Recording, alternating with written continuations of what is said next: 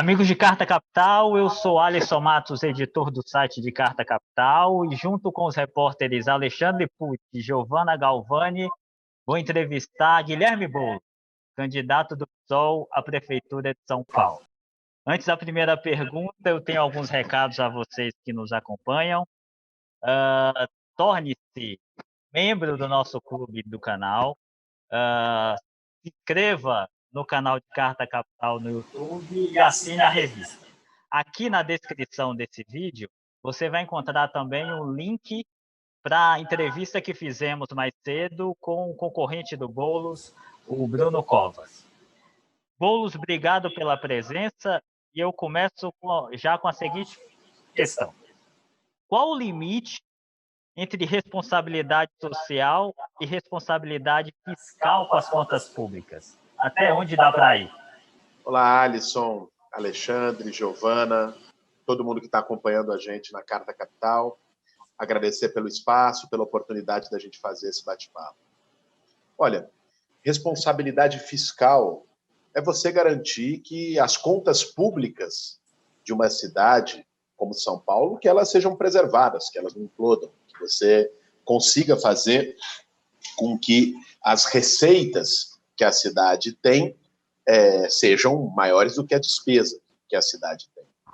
Agora, o limite, eu acho que se ilustra muito bem pela posição do atual governo, do Dória e do Bruno Covas, que demonstra a mais profunda irresponsabilidade social. Hoje, apesar da gente estar no meio de uma pandemia, aliás, com indícios reais de uma segunda onda que pode vir a acontecer em São Paulo, está aumentando o número de internações, aumentando o número de internações em UTI.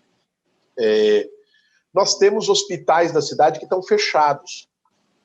Nós temos falta de contratação de médicos nas regiões mais distantes, falta de equipamentos, inclusive. E, ao mesmo tempo, existem 19 bilhões de reais parados no caixa da prefeitura. Esse, para mim, é o símbolo de irresponsabilidade social. Nós temos 25 mil pessoas morando nas ruas, que poderiam ser acolhidas de forma emergencial na pequena rede hoteleira da cidade, que hoje está às traças, justamente pela pandemia, né? Está abandonada. Então, seria um ganho, inclusive, para esses pequenos hotéis e, sobretudo, seria uma forma de acolher as pessoas que estão nas ruas da cidade no meio de uma pandemia. Aliás, o Ministério Público orientou, né, recomendou à prefeitura que fizesse isso a partir de uma ação que eu entrei junto com a Luísa Erundina e o padre Júlio Lancelotti, e o Bruno Covas desconsiderou isso, criou 200 vagas das 8 mil que foram recomendadas pelo Ministério Público. Isso é sinal de responsabilidade social. A prefeitura não é banco, a prefeitura não é empresa, a prefeitura não tem que dar lucro. A prefeitura tem que usar o orçamento público que vem dos impostos de todos nós para poder garantir direitos na cidade, para poder garantir oportunidades e políticas públicas na ponta para toda a cidade de São Paulo. Então, é nisso que eu acredito, e por isso nosso plano de governo tem propostas totalmente factíveis.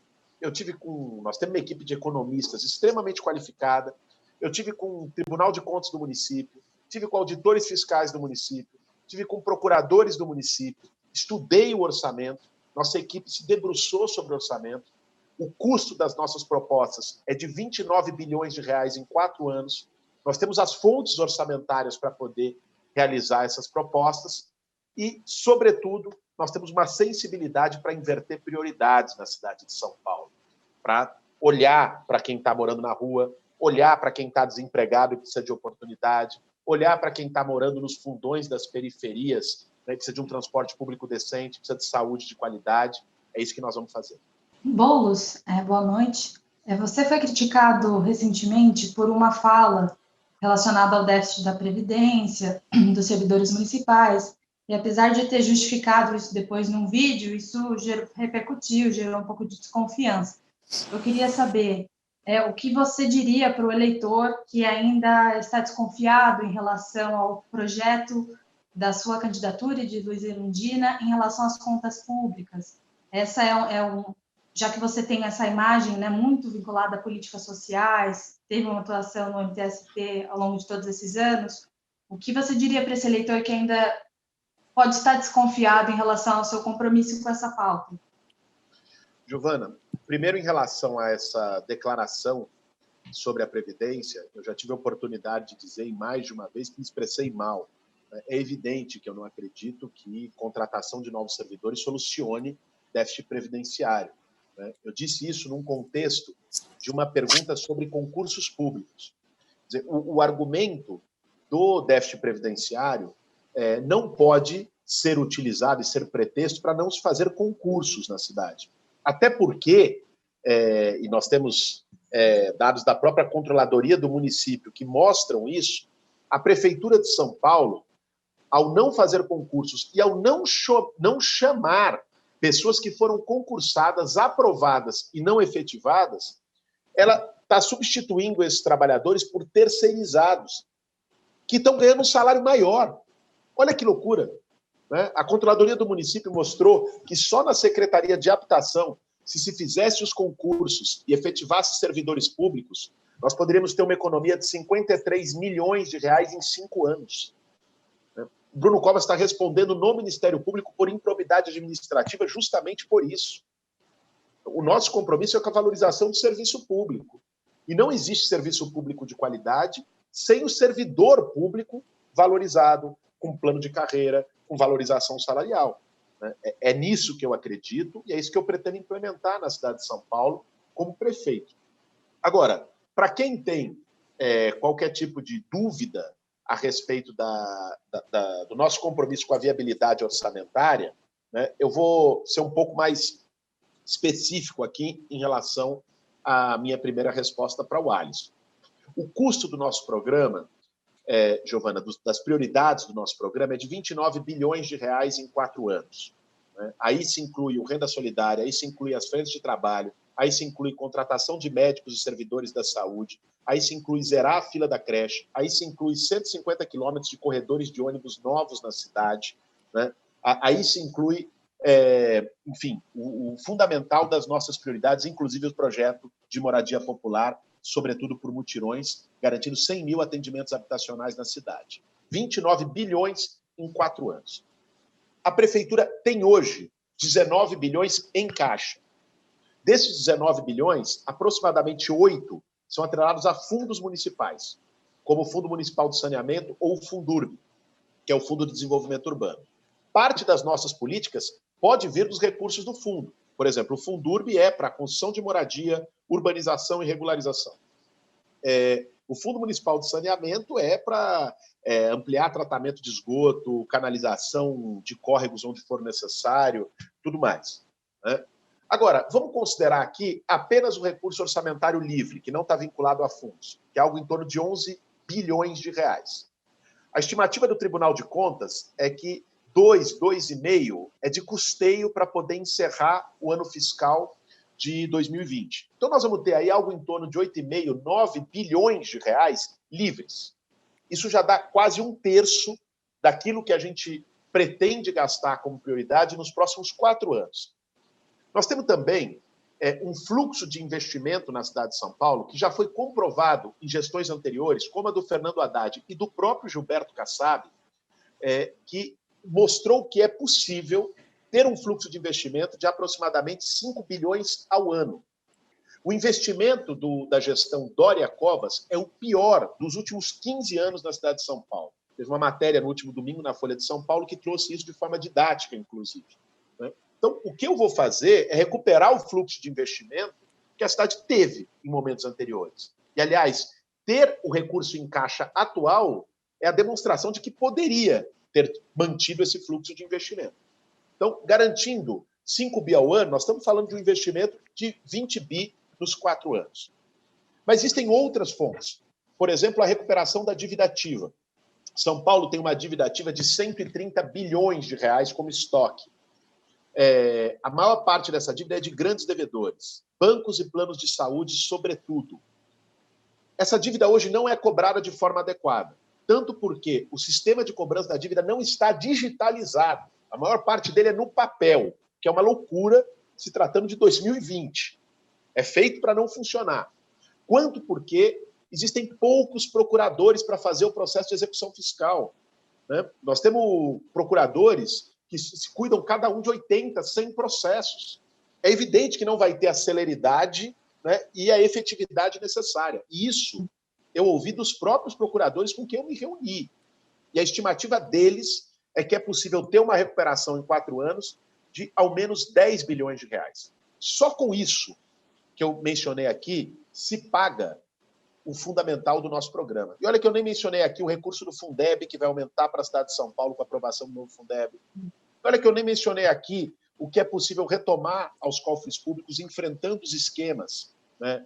E revendo, botando lupa em cima de contratos, a exemplo de máfia do transportes, máfia do lixo, de asfalto, de especulação imobiliária na cidade. Então, o nosso programa cabe perfeitamente no orçamento de São Paulo. Reitero aqui o que eu tenho dito.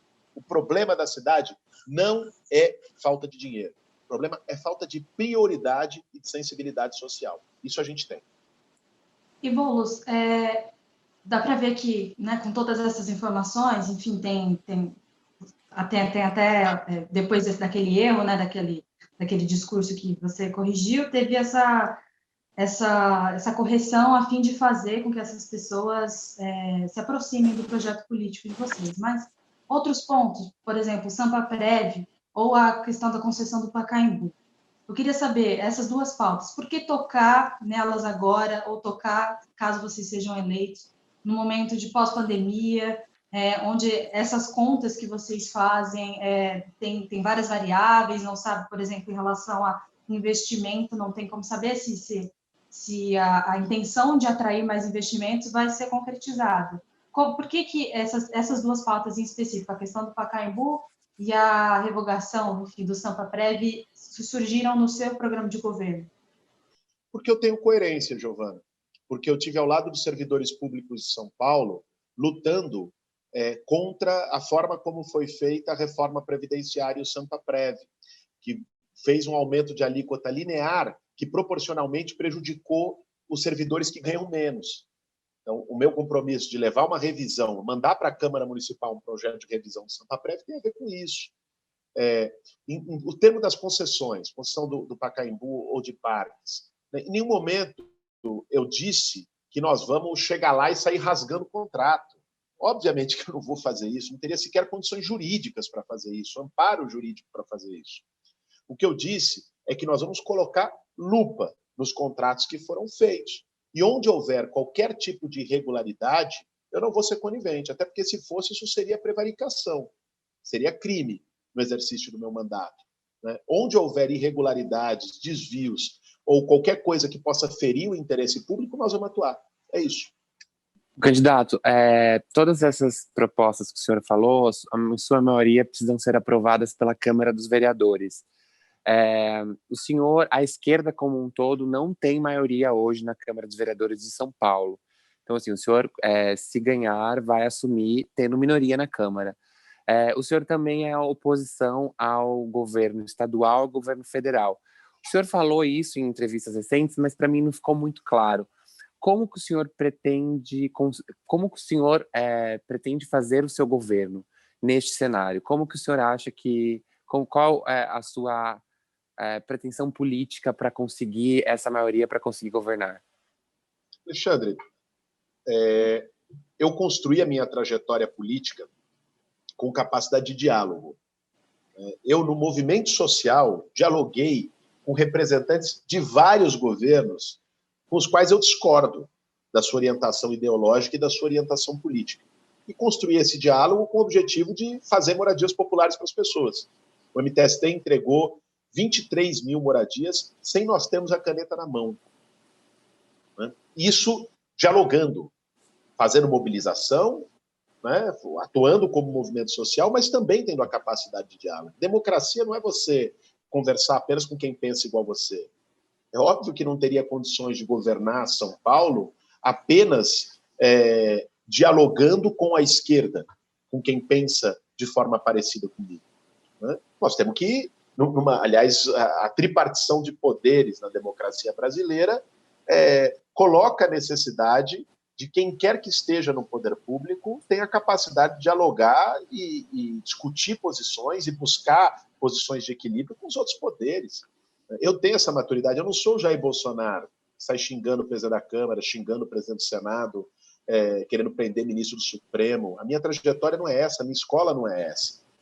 Mas agora, ao mesmo tempo, eu não topo fazer o que este governo do Bruno Covas faz atualmente, que é tomar lá da cá, que é comprar voto na Câmara Municipal por entregando subprefeituras, comandos subprefeituras para vereadores. Isso não esperem de mim. Isso eu não vou fazer. Eu acho muito curioso que esse questionamento da governabilidade não se faz no inverso. Parece que as pessoas naturalizaram o inverso. Naturalizaram uma forma de governar comprando apoio na Câmara em troca de cargos públicos. Aí essa forma de governabilidade todo mundo acha boa, natural. Essa pessoa vai conseguir governar na Câmara. Eu não naturalizo isso. Eu não naturalizo esse toma lá da cá. Para mim, essa não é uma forma razoável e democrática de se governar. Né? Então, eu vou governar dialogando com a Câmara e vou governar também dialogando com a sociedade. Governabilidade não é só uma relação entre poder executivo e poder legislativo.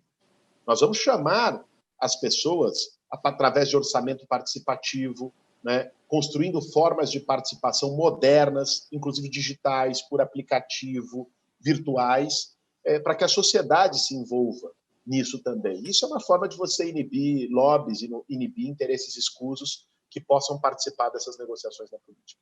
Sim, é porque hoje a maior parte dos partidos da Câmara dos Vereadores é base do Bruno Covas, por isso que eu fiz essa pergunta para o senhor. E o senhor acha que, conhecendo política como o senhor conhece e acompanha durante todos esses anos, inclusive a história do PT, o partido de esquerda que chegou no poder, o senhor acha que só com diálogo vai ser possível passar suas pautas? Vamos lá, Alexandre. Boa parte dos partidos que se tornaram base do Bruno Covas no governo atual não foram base dele na eleição. Se tornaram base justamente por esse toma lá da cá. E é justamente isso que eu questiono, como se naturaliza a constituição dessas bases de apoio. Agora, como eu estava dizendo, não é apenas através do diálogo com a Câmara Municipal, é através do diálogo com a sociedade. Pensa bem, vou te dar um exemplo muito concreto. Vamos supor que eu apresento para a Câmara Municipal, como prefeito, um projeto de habitação popular. Né? E vão ter interesses imobiliários que atuam também sobre a Câmara, que possam ser contra esse projeto de habitação popular. Uma coisa é um vereador ou um grupo de vereadores ir contra um projeto que veio do prefeito, da prefeitura. Outra coisa é se esse projeto é construído a partir de um diálogo com os bairros da cidade que vão ser beneficiados, de um processo de orçamento participativo, de um envolvimento da sociedade. Esses mesmos vereadores indo contra esse projeto, eles não vão estar indo contra apenas o prefeito. Eles vão estar indo contra centenas de milhares de pessoas que também se tornaram parte desse projeto. E um vereador vai pensar muito antes de tomar essa iniciativa de ir contra, porque ele vai precisar dos votos dessas mesmas pessoas dali a 4 anos. Quando você envolve a participação das pessoas, do povo, nos processos de decisão e de deliberação, você constrói um método que é um método que eu acredito mais democrático para que as coisas possam ser aprovadas e fiquem menos reféns de outros interesses. Agora, isso vai ser feito também à base do diálogo. Eu acho sim que é possível construir diálogo e encontrar interesses comuns. Eu não sei, por exemplo, que a Câmara Municipal eleita vai ser contra o programa Renda Solidária, que eu vou apresentar em janeiro. Até porque o Bruno Covas, de maneira absolutamente eleitoreira, há um mês da eleição, fez o que ele não fez nos 4 anos e pediu para votar o projeto do Suplicy da renda básica. Você já tem uma base legislativa, ele foi aprovado. Né? Então, eu não sei se a Câmara Municipal vai ser contra um projeto de criação de 150 quilômetros de corredores de ônibus na cidade de São Paulo. Não tenho isso como um pressuposto. Eu acho que é possível dialogar e construir consenso. Candidato, falando ainda das outras administrações de São Paulo, a esquerda esteve no poder 3 vezes, né? Com Irundina, sua vice, com Marta e Haddad. Irundina, ela saiu, na época ainda não era possível reeleição, mas ela não saiu muito bem avaliada, tanto Marta quanto Haddad não conseguiram se reeleger. O que o senhor analisa, assim, por que o senhor acha que teve esse resultado? que o senhor enxerga de erros e acertos e o que pretende mudar ou continuar na sua gestão? Bom, vamos lá. Primeiro, a experiência de governos progressistas na cidade de São Paulo deixou um legado extremamente positivo para as periferias da cidade, sobretudo. O governo da Luiza Erundina foi o governo que mais construiu moradia popular na história da cidade. 35 mil moradias, atendeu mais de 100 mil famílias. O governo da Luiza Erundina fez 6 hospitais municipais. Até 1988, quando ela assumiu, São Paulo tinha 7 hospitais municipais, em 400 anos. Ela fez 6 em 4 anos. O governo da Luiza Erundina garantiu um programa de segurança alimentar, que foram os sacolões na periferia, com alimentos 40% mais baratos. Esses projetos foram desmontados pelo Paulo Maluf. Citando aqui, sem falar aqui de projetos de urbanização, de transporte público, foi um governo que deixou um legado que ainda vive nas periferias da cidade, e eu estou podendo presenciar isso com o papel da Erundina, hoje como minha vice, nessa campanha para a Prefeitura de São Paulo. O governo da Marta deixou um legado de céus, de bilhete único, de corredores, importante, que permanece até hoje na cidade. Né? O governo do Fernando Haddad deixou um legado de repensar os modais de transporte, fortalecendo a ciclovia, repensar o papel dos espaços públicos de convivência, com a Paulista aberta, também de um investimento importante nas periferias da cidade. Então, esses governos tiveram acertos importantes, né? E que nós queremos também reivindicar e dar continuidade a esses acertos. Agora, claro, tiveram limites, todos ao seu tempo, né? Eu acho que é possível nós fazermos uma inversão de prioridades mais forte. Eu acho que o momento exige isso. O momento exige.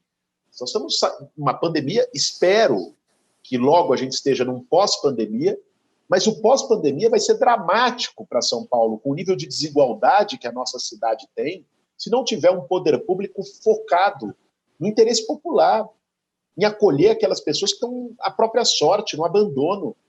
Então, os nossos principais programas, renda solidária, frente de trabalho, investimento pesado em saúde com contratação de médicos, funcionamento de 24 horas das UBS, de 24 horas, desculpe, não, noturno e nos finais de semana das UBS, com zerar a fila da creche.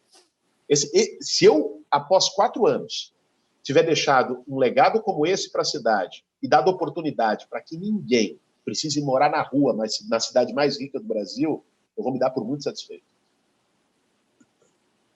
Candidato, voltando um pouco aqui para a campanha, um pouco para a eleição, numa entrevista à CBN ontem, o seu adversário, o Bruno Covas, começou a chamá-lo de novo de radical, envolveu Cuba e Venezuela, e a campanha que tinha um tom respeitoso até agora, considerado um exemplo entre você e ele, eu queria perguntar o seguinte: o senhor notou uma mudança de tom da parte do adversário e a que o senhor atribui isso?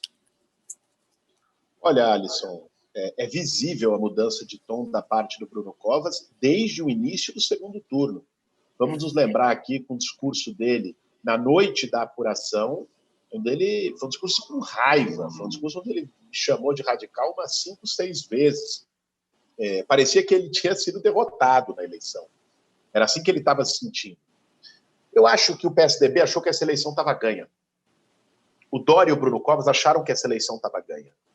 Quando viram aquela onda nossa no fim do primeiro turno, chegando a 20% de votos, eu com 17 segundos na televisão, Alisson, tive mais de 1 milhão de votos na cidade de São Paulo. Eles se assustaram. Agora, no segundo turno, a cada pesquisa cresce. Né? No último Datafolha, em comparação com o anterior, nós crescemos 5 pontos em 5 dias. Ou seja, eles começaram a ver o risco de perder as eleições, de que o povo de São Paulo não está satisfeito e quer mudança.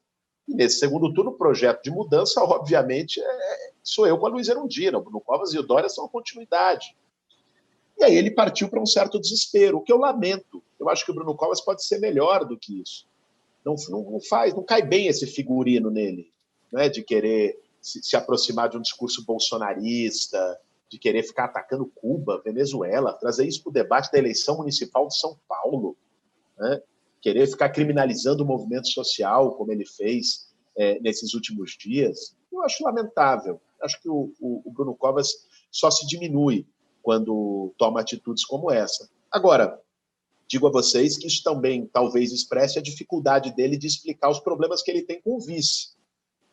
Eu, na minha campanha, Alisson, eu não escondo. Eu não escondo quem me apoia. Levei os principais apoiadores meus para a televisão no meu programa eleitoral. Eu não vi o Dória aparecer em um programa eleitoral do Bruno Covas. Eu não escondo quem é minha vice. Aliás, tenho muito orgulho dela. Ele esconde o vice a 7 chaves. Vice que é suspeito de esquema com aluguel de creche na cidade de São Paulo. Né? Eu não escondo o meu projeto, eu não escondo a verdade na minha campanha. Essa é uma das grandes diferenças que está posta na mesa nesse segundo turno. Então, o senhor fala um pouco aí de pesquisa. O senhor provavelmente herdou os votos progressistas do primeiro turno e agora disputa um eleitorado que ainda me parece indeciso, talvez, entre o senhor e o seu concorrente. O que fazer para conquistar um eleitorado bolsonarista, por exemplo, que repudia o João Dória? Alisson, ninguém é dono do eleitorado. Né? Você tem pessoas que são bolsonaristas e tal, que têm uma identificação até quase visceral com o Bolsonaro. Eu acho muito improvável que essas pessoas votem em mim. Agora, teve gente que votou no Bolsonaro na periferia de São Paulo e que até pode ser menos crítico ao governo do Bolsonaro do que eu sou, mas que veja a nossa chapa como uma alternativa de mudança. Porque, veja, o crivo no segundo turno não é simplesmente esquerda-direita. Esse debate apareceu no primeiro turno, evidentemente. O primeiro turno é o momento onde se apresentam todos os projetos, todas as candidaturas. O segundo turno, o crivo é manter os mesmos de sempre ou mudar. É isso que está em jogo nesse segundo turno. A candidatura do Bruno Covas é aquela que representa quem está satisfeito com a cidade de São Paulo, quem acha que está tudo bem, quem acha que a cidade está bem cuidada, quem acha que aquilo que ele mostra no programa de televisão, aquela cidade cor-de-rosa, é a realidade. Quem está satisfeito com a cidade tem a opção da continuidade. Quem quer mudar a cidade, independente das suas percepções ideológicas, mas quer mudar São Paulo, tirar a cidade do abandono, inverter prioridades, focar em serviços públicos de qualidade, focar num investimento pesado na saúde e numa forma melhor de lidar com a pandemia, bom, tem uma oportunidade, uma referência na minha candidatura com a Erundina. Boulos, eu queria ir para o campo um pouquinho do emprego agora. Não é de hoje que o setor da entrega por aplicativos, né, dos entregadores, vem crescendo. Mas a pandemia colocou uma luz especial sobre isso, porque muitas vezes é a única alternativa para pessoas que estão fora do mercado de trabalho formal, principalmente jovens, né? Eu gostaria de saber a sua opinião, da sua intenção, da sua parte, de se há alguma intenção de rever algum tipo de regulamentação do trabalho do entregador junto com essas empresas, ou algum tipo de política para dar suporte a esses entregadores dentro da cidade de São Paulo. Vamos lá, Giovana. Eu tenho sim uma proposta que foi discutida junto com os entregadores e também com motoristas de aplicativo para, ao mesmo tempo que regulamentar o serviço, dar esse suporte necessário, que é a minha maior preocupação. Veja, os serviços de aplicativo estão sendo regulamentados ao redor do mundo todo. Aliás, todo o mercado, todo o ramo de mercado tem as suas regulações. O serviço de aplicativo, por ser um serviço mais recente, do ponto de vista temporal, histórico, ele ainda não tem uma regulamentação padronizada. Mas o mundo todo está enfrentando esse desafio, não só São Paulo. Não é que São Paulo não tenha enfrentado, não tematiza isso. Eu não acho razoável que um jovem saia da periferia da cidade, fique 12 horas em cima de uma moto, 13 horas em cima de uma moto, e o que ele recebe no final do mês não dá para pagar as contas. Eu não acho razoável que alguém que tem o seu carro, às vezes até loca um carro para poder trabalhar por Uber, e que fique 12, 13, 14 horas atrás de um volante, não consiga ganhar o suficiente para garantir uma sobrevivência digna para sua família. As tarifas que os aplicativos cobram, né, que inclusive são tarifas variáveis, no caso da Uber, o motorista estava me dizendo que pode chegar a 40%, né, não há uma regra clara em relação a isso, elas não se justificam, elas não são razoáveis. Não são razoáveis. Mas é o prefeito que tem que falar se elas são razoáveis? Bom. Sim, é o prefeito. É o que governos, prefeituras do mundo todo estão fazendo. É papel da prefeitura regulamentar os serviços que atuam na cidade, né? Garantindo o direito dos trabalhadores que são cidadãos de São Paulo, né? Mas, para além disso, o tema da tarifa é um que eu mencionei aqui de passagem. Eu acho que tem que ser uma regulamentação que não é só da prefeitura, tem que ser feita junto com a Câmara Municipal. Mas para além disso, você tem o tema, por exemplo, dos motoboys, dos locais de parada. Né? Não existe local para almoçar. Né? As pessoas almoçam jogadas nas calçadas. Né? As empresas de aplicativo fazem banimento, bloqueio, de forma arbitrária, sem nenhuma razão, enfim, razoável, muitas vezes sem que as pessoas saibam por que estão sendo bloqueadas. Isso não pode existir. Né? E é, sim, papel da prefeitura regulamentar e assegurar direitos na cidade. No mundo todo, o poder público está fazendo isso. Não tem por que não fazer em São Paulo. Entendi. Candidato, eu queria... desculpa, Gi, pode continuar. Oh, imagina. Não só porque a gente está falando desse... né, falando de aplicativos, e eu acho que essa questão do Uber entra em uma pauta, que é a questão da região metropolitana e das integrações, né, entre as cidades da região metropolitana e São Paulo. Por exemplo, Guarulhos e São Paulo tem o maior fluxo pendular do Brasil. E esses problemas das cidades, às vezes, se conectam em São Paulo, como, por exemplo, principalmente, na verdade, saúde e transporte. Gostaria de saber como que o senhor olha para isso e, caso eleito, qual será a sua postura com os prefeitos dessas cidades que orbitam ao redor de São Paulo. A postura vai ser chamar esses prefeitos e prefeitas da região metropolitana de São Paulo e fortalecer mais do que um consórcio. Esses consórcios formais já existem e têm muito pouca funcionalidade, né?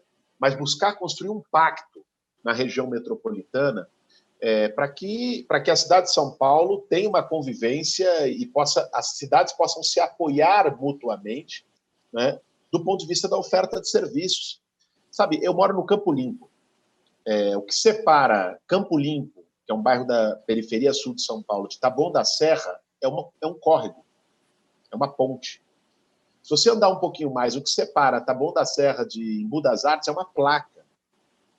Em algumas regiões, o que separa ali parte da zona leste de São Paulo, da zona norte de Guarulhos, é uma rua.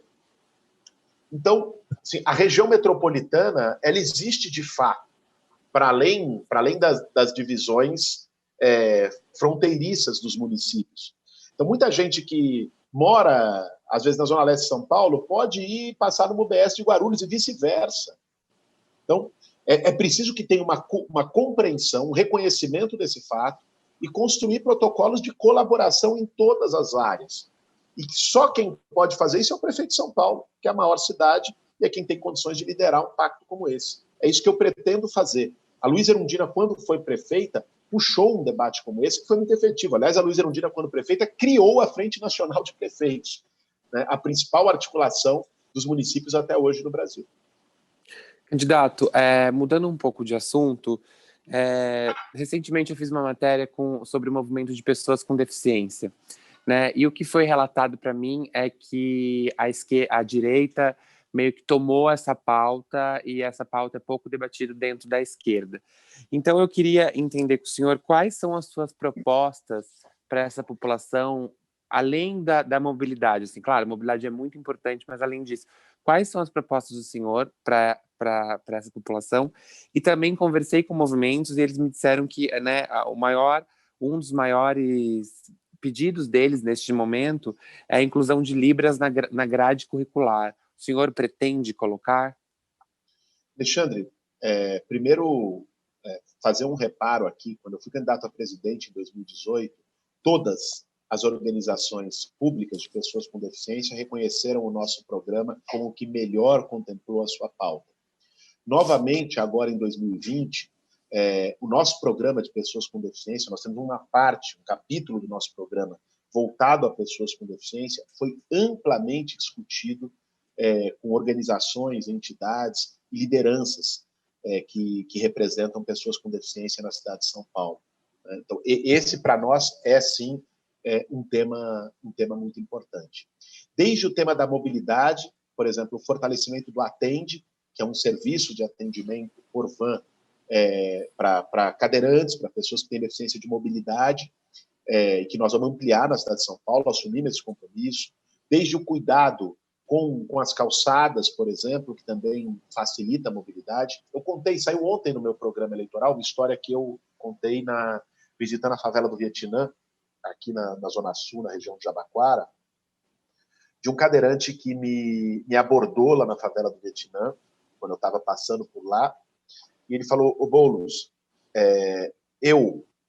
para sair da minha casa todo dia de manhã, para o que quer que seja, para comprar um pão, para ir para uma farmácia, eu preciso de 3 pessoas. Uma para levar a cadeira e 2 para me carregar, porque ele mora num barraco e tem um beco, e no beco não passa a cadeira. Então, o debate passa também por urbanização, né? por criar condições.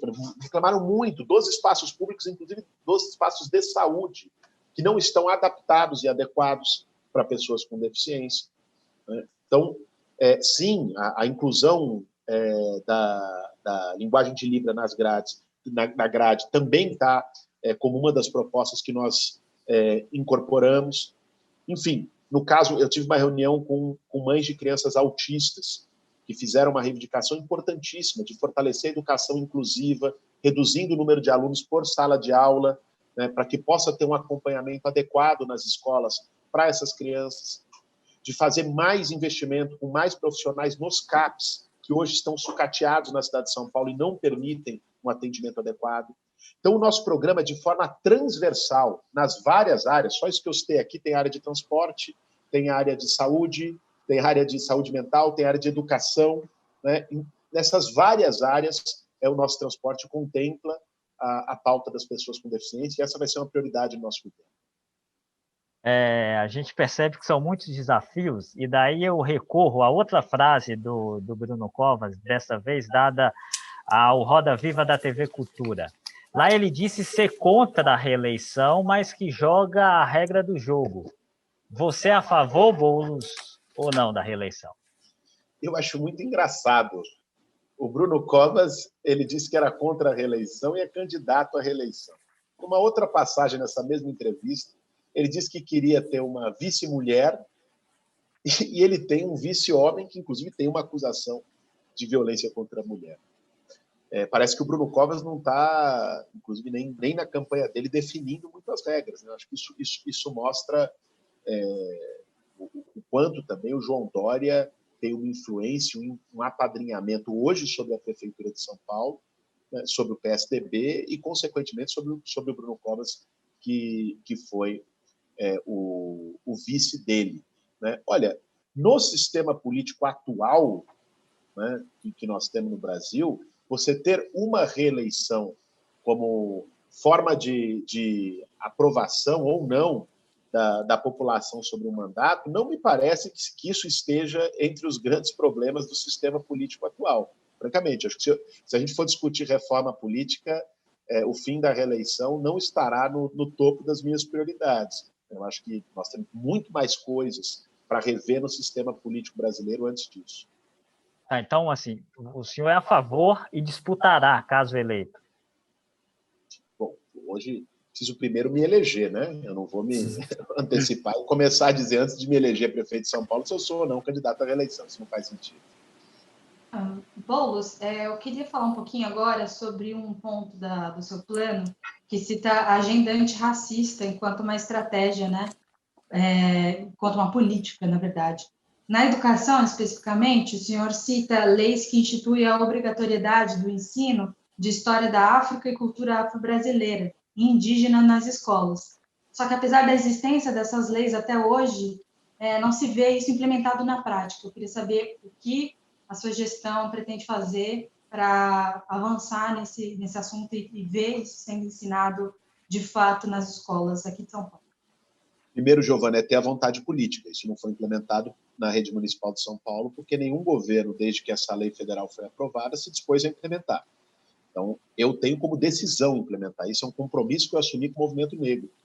que inclusive participa da minha campanha. Agora, essa semana, saiu um manifesto das principais entidades do movimento negro declarando apoio à nossa candidatura aqui no segundo turno. Muitos militantes do movimento negro ajudaram a construir a nossa candidatura desde o princípio. Então, o primeiro ponto é a disposição política de tirar isso do papel. Agora, é evidente, você vai precisar ter profissionais, formar profissionais qualificados para poder efetivar, né? Você já, em parte, eu me lembro quando foi efetivado a obrigatoriedade de filosofia e sociologia no ensino médio, e você também não tinha todos os profissionais, né? E o que o Estado fez na época foi pegar profissionais também de ciências humanas de áreas próximas e trabalhar uma qualificação específica para que pudessem lecionar para permitir essa transição. Então, você tem professores de história, muita gente formada em história, que pode fazer uma especialização rápida, né, e uma formação mais voltada para a história africana e para a cultura afro-brasileira, né, para que possa se iniciar o mais rápido possível a implementação disso no currículo das escolas municipais de São Paulo. Esse é o meu compromisso. Boulos, agora, como última pergunta, o senhor fala muito que, se vencer, São Paulo será a capital de resistência contra o Bolsodória, né? Contra o João Dória e Bolsonaro. Como isso será feito?